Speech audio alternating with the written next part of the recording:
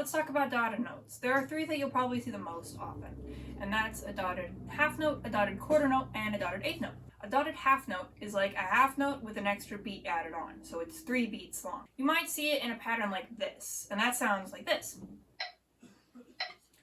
3 and 4 and 1, 2, 3, 4.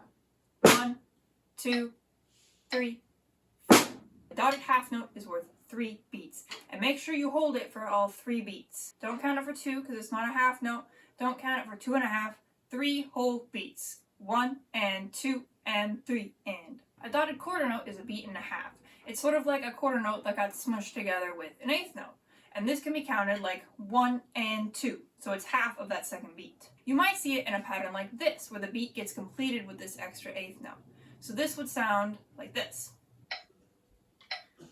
3 and 4 and 1 and 2 and 3 and 4 and 1 and 2 and 3 and 4 and.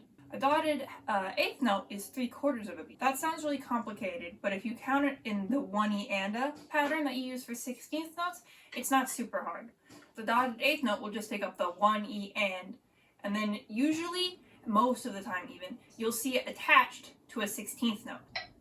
1E and 2E and 3E and 4E and 1E and 2E and 3E and 4E and You may have noticed by now that a dot really overall just means that you're adding half of the note's value to it. So the dotted half note is the 2 beats plus half of 2, 1, that's 3. A dotted quarter note is 1 beat plus a half a beat, which is 1 1/2 beats.